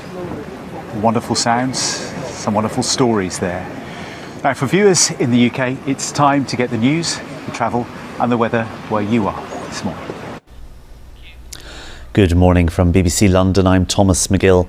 More than 10,000 police officers from every force across the UK will be deployed in London later for the funeral of Queen Elizabeth II. An estimated 1 million spectators are expected in London for the event. Around 2,300 officers will line the route of the Queen's final journey from Westminster Abbey to Windsor Castle in what the Met have described as the final and most complex phase of the operation following the Queen's death. Well, today's events will also mean the capital's transport network could face its busiest day ever if bosses warn that it could be overwhelmed if too many people start to head home once the procession leaves Westminster. With more on that, here's our transport correspondent Tom Edwards. Central London is expecting unprecedented numbers today. There will be lots and lots of road closures. Also, the tube is going to run an hour later, although St James's Park, Hyde Park Corner and Westminster are not going to be open. Also, Green Park is going to be exit only. What TfL are worried about is there will be a huge rush of people after the funeral and they'll all rush to the tubes and that will cause problems. They're asking people to stagger their journeys, but it is a big day for Transport for London. Well, let's see how the tube is looking at this time of this morning, and there's a part suspension on the Elizabeth line, but other than that there's a good service on all other lines. Let's take a look now at the weather, and it'll be a largely dry day with a small chance of some scattered showers in West London and Windsor with the top temperature of 18 degrees. That's it from me this morning. You can keep up to date with what's happening on BBC Radio London, and we'll have a special programme at 5:50 this evening. But for now, it's back to Sally and John at Westminster Abbey.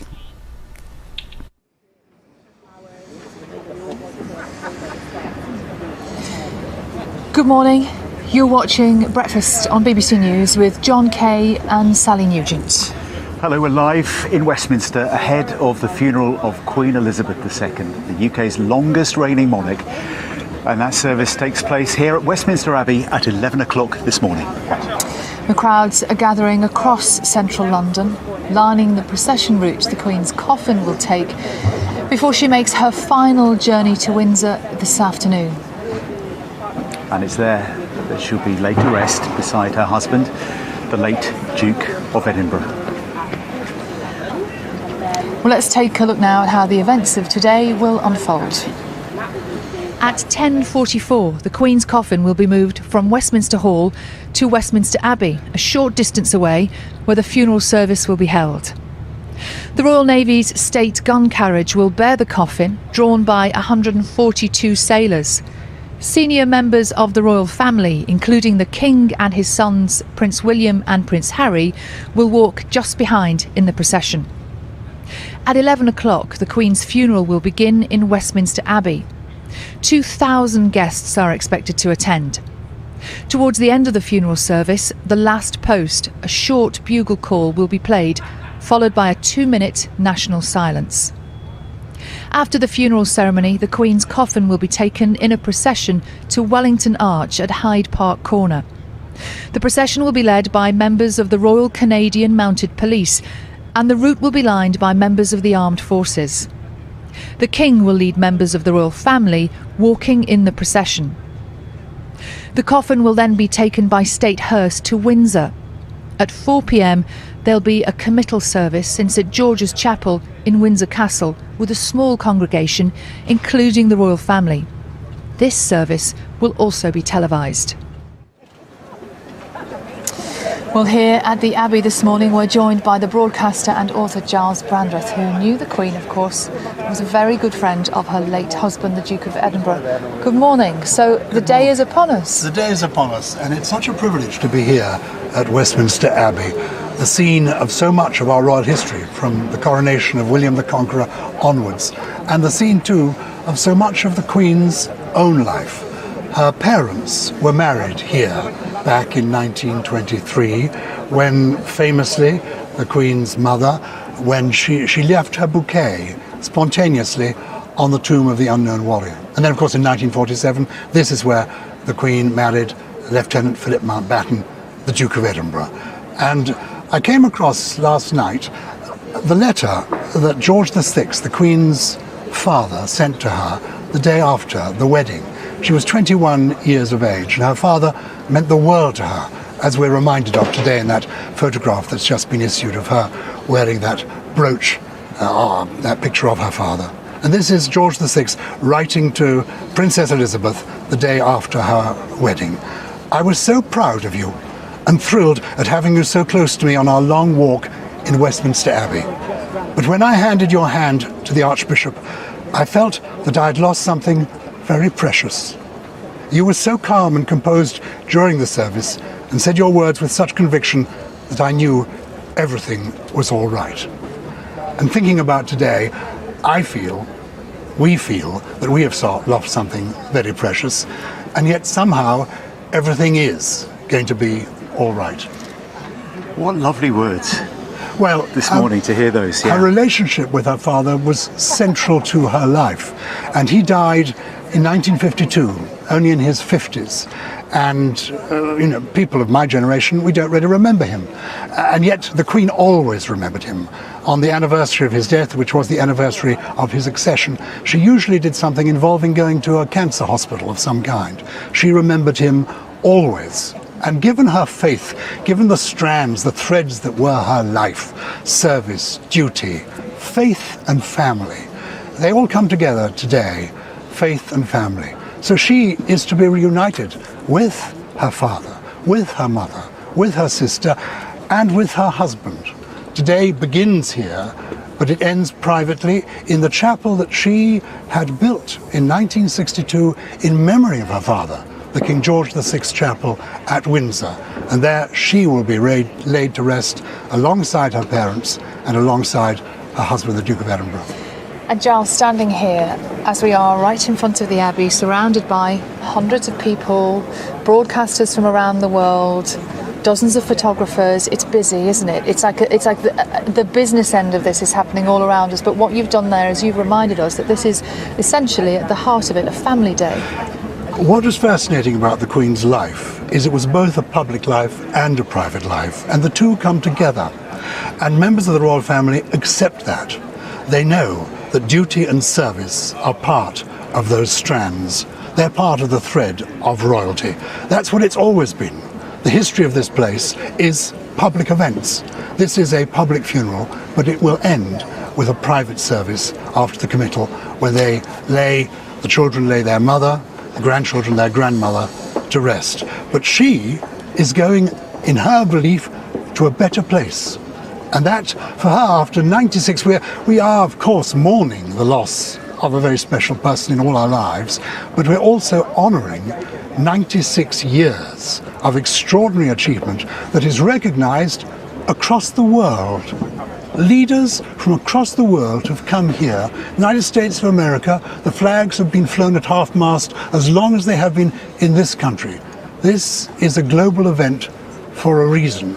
And the reason is partly our heritage and our history, but partly too the person that we are honouring and celebrating today as we say goodbye. And that family you were talking about, we're reporting this morning that two of the great-grandchildren, Prince George and his little sister, Princess Charlotte, they will follow the coffin into the Abbey here. Did that surprise you when you heard that? Not really, because the Queen put everything in order before she died. You know, her final duties only 10 days ago, welcoming a new Prime Minister, her 15th, giving one of her staff an honour that day, and then seeing her horse win the 320 at Goodwood. Yes! What a way to go. And then 2 days later, she's gone after 96 years. But her life was being the Queen from the age of 21 onwards. So, this is what she knew from the moment she got married here, age 21. She becomes Queen age 25. This was her story. And the continuity is everything. And she said all this, in a sense, in a train. When, the Platinum Jubilee, telling us that it was her wish that Camilla would be known as the Queen Consort. Everything set in place and in order. And the accession of King Charles III, which has gone seamlessly, the new Prince of Wales, it feels natural. It's a strange way that we organise things in this country, but this Abbey began under the reign of King Edgar, King of the East Angles. And here we are, more than 1,000 years later, and somehow this continuity has, in its strange way, served the country well. It will see us all out. Giles, it's lovely to see you. Thank you very much indeed. It's 20 to 8 this morning, and Giles was just talking there about how today starts with this very public state funeral service here, but will end more privately for the family at Windsor. And Charlie is in Windsor for us this morning. Hi, Charlie. Good morning to you, John. So, as you were hearing a moment ago, Windsor, where we are this morning, very much the final journey to the Queen's final resting place. You can see the castle behind me down the long walk, and I think probably we can take the camera from high above where we are this morning. That will give you a sense of what's happening here since we arrived at 4 o'clock this morning. Many people already in situ. They'd camped out overnight, and to give you a sense of what will be happening through the day, 3:10, we think the procession will begin here. They will proceed past us here all the way up to the castle itself. Members of the royal family will be there awaiting the hearse as it arrives, and then the committal service will take place. We think around 800 people. These are including people from all over the Commonwealth, world leaders as well as members of the royal household. And then later, of course, at around 7:30 this evening, the very private part of the ceremony, where the Queen will be laid to rest alongside her beloved husband, Prince Philip. Now, Windsor Park has been for many, many years a very special place for the Queen. Let's show you a little bit of that story.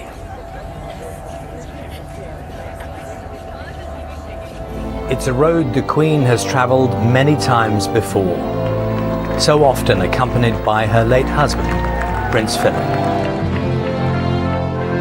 The 3-mile avenue runs through Windsor Great Park, whose grounds offered welcome freedom for the young royal family to play.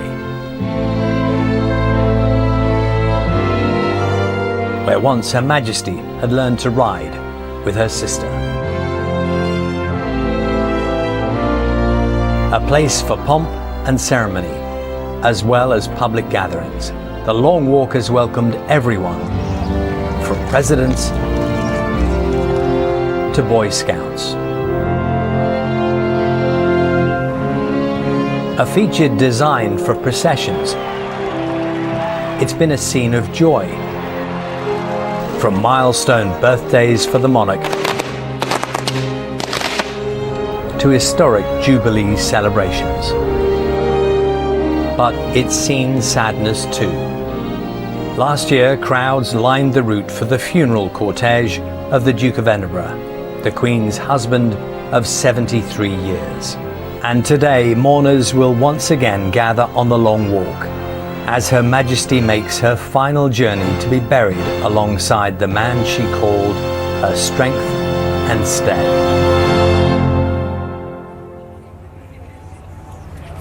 So interesting hearing people's stories as to why they wanted to be here today. Let's chat to a few people who've been here. David, good morning to you. Good morning. What's your reason for being here today? A moment of history, I think. When the Queen died, I think you get a personal grief coming through from your own experiences, I think. And last night, seeing the BBC's coverage, we decided to spur of the moment to come down. And your thoughts, you were telling me, very much linked to your own family, your great-grandfather, and stories. Yes. He as a young boy, remembered the Queen Victoria dying in the funeral. And what a big thing it was. I think he was about 8 at the time. And it's passed that on to me. I was living with him as a kid. So I think it's him going through the First World War as well. And his stories he used to tell. He was my hero, I suppose. And so you're very much here for him as well? Many years later, yes. I think that touched me, yeah. A lot of people are saying that. Thank you so much. Good morning. What's your name? Christine. Christine, tell us why you wanted to be here. I'm a staunch royalist. My mother was born near Sandringham. I had a great uncle that worked at Sandringham. And I've followed all the royals, mainly the Queen. And this is my 4th day of, coming along to all the things that were... And what will be your emotions today? You're in a very special place here, and this very much the final journey. Yes, I wanted to be here for the final journey. I wanted to say goodbye. I went to the laying in Stayt, but I just felt I wanted to see her go through those gates and say goodbye to her, because she has been the main one that I wanted to follow. And I've been to her 25th, her 50th, her 60th, her 70th. And I just wanted to say goodbye. There are lots of mixed emotions here, aren't there? Because there's lots of celebration. Now, good morning to you. Hello. Your name is? Joanna. Joanna, you have some extraordinary stories. Would you share a little bit? This is to do with your father and his role in the military. Yes. My father was commander of the Red Devils. He was in the parachute regiment. He started off as an Olympic gymnast and then went on to be commander of the Red Devils, and he used to fly the plane as well because he learnt to be a pilot. He had a lot to do with the royal family. He was very friendly with King Charles. And you were saying that he, at one point, or many times, parachuted into Buckingham Palace. Yes, on the green, on the front. And often the Queen would invite him in for tea. So, very proud. My father got his MBE at Buckingham Palace. I went along and... was introduced to the Queen there, and I also was invited to the garden party which I attended.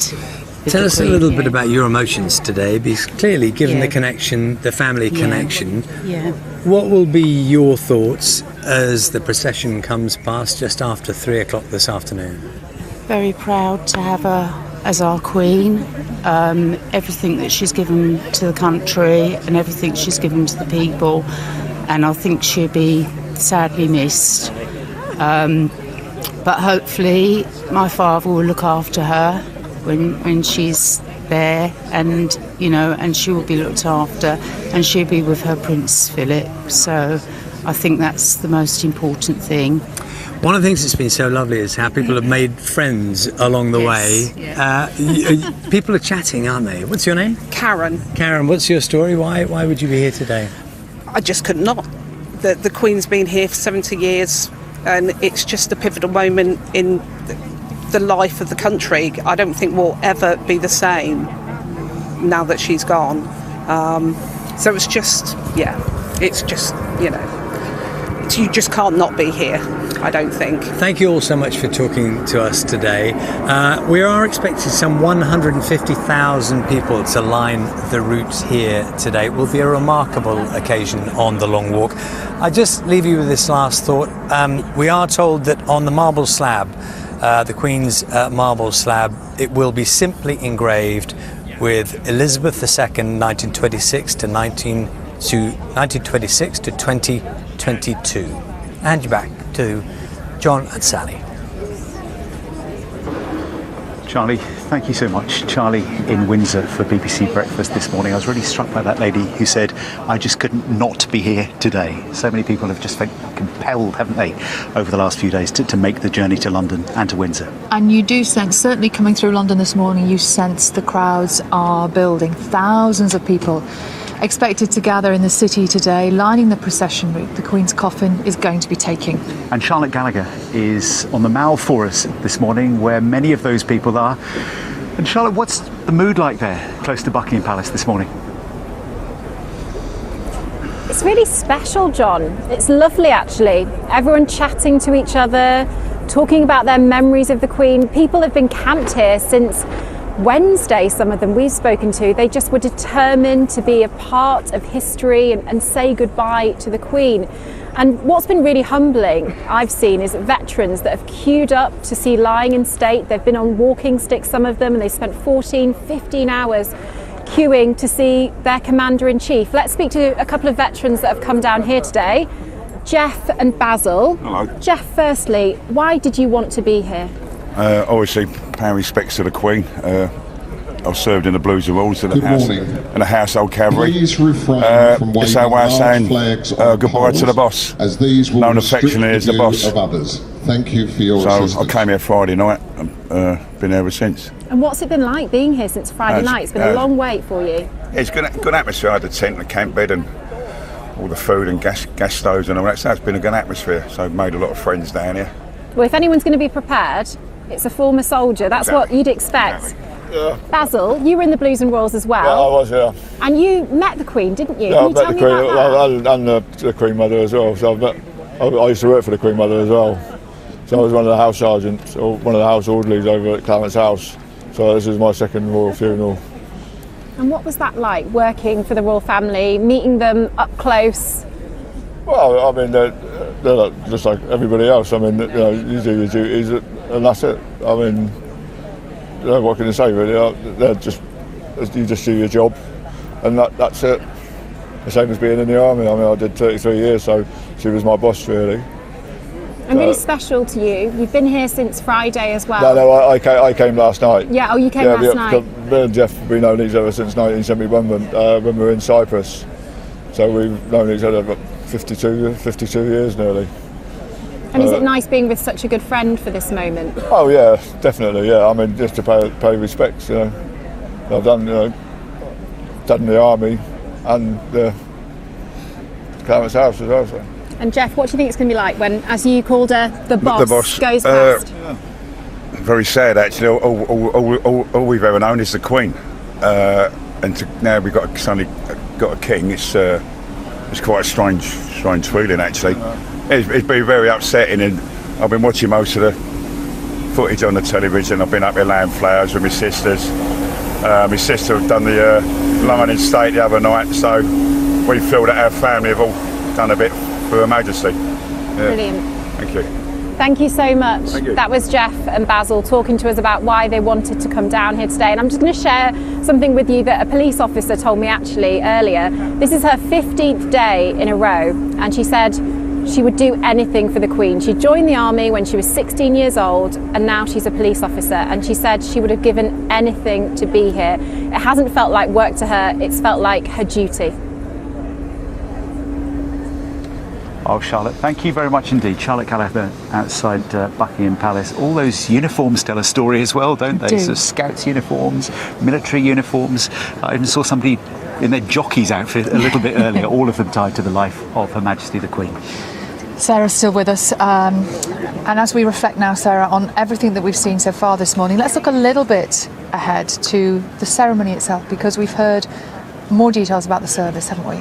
Yes, indeed. So the service is due to start at 11 o'clock. Those doors there are due to open at 8. So all those world leaders, dignitaries, VIPs are going to make their way in. And we should say that many members of the public have been invited. Those who've won Victoria Crosses, George Crosses, and those that have really given themselves to the communities, given themselves to service, which of course was so important to the Queen. So they are going to make up the congregation as well. The royal family, of course, are going to play a key part. They will process behind the coffin. We've seen the children, we've seen the grandchildren do that. Today we will also see great-grandchildren. So Prince George, who's only 9, and Princess Charlotte, just 7, will be in the procession behind the coffin. Of course, they are now 2nd and 3rd in line to the throne, very aware that this is their life, their future life of public service. Lord Sentamu, just to give you an idea of what it's going to feel like this service, the former Archbishop of York said yesterday, the Queen does not and did not want a long, boring service. Instead, you're going to be lifted to glory as you hear it. So we're going to hear "The Lord is my shepherd." It will be sung as it was at the Queen's wedding here back in 1947. And at the end, there will be the last post, just near the end of the service, will be sounded by the state trumpeters of the Household Cavalry, and then that 2-minute silence will be observed here. Another chance, as it was last night, for people to stop and reflect and think of Her Majesty. That will bring the service to a close, and then things will move, of course, to Windsor and her final resting place. And let's talk about Windsor, Sarah, because this is a day in 2 parts, isn't it? What will happen there at Windsor Castle later? I think first of all the procession will be important because it will allow again thousands of people to watch as first through the streets of London, and then when it transfers into the State hearse, which we know the Queen had a hand in designing so that it was full of glass so that people could see her as much as possible as she went past. And as you say, it will travel to St George's Chapel first for a committal service at 4 o'clock, which will be, it's a smaller congregation, around 800 or so. These will be more personal connections, people who've worked with her in the Queen's households across the country, and there will be personal moments in that. And then finally, this evening, there will be the private burial, away from the cameras, a moment for the family themselves to say goodbye. And as we've been hearing, she will be laid to rest finally in the George VI Memorial Chapel, alongside her husband, late husband, Prince Philip, and with her family, so with her parents and with her younger sister, Margaret. Sarah, thank you so much for your company this morning. Thank you very much indeed. And of course, coverage of the Queen's funeral continues throughout the morning here on the BBC and on the BBC News website too, where there are full guides to every part of today, including the service and the processions. Thank you so much for joining BBC Breakfast from Westminster Abbey this morning. It has been a real privilege, hasn't it, to be here as this day begins. And let's end this morning's programme looking at some images of Her Majesty throughout her 70-year reign. I declare before you all that my whole life, whether it be long or short, shall be devoted to your service and to the service of our great imperial family.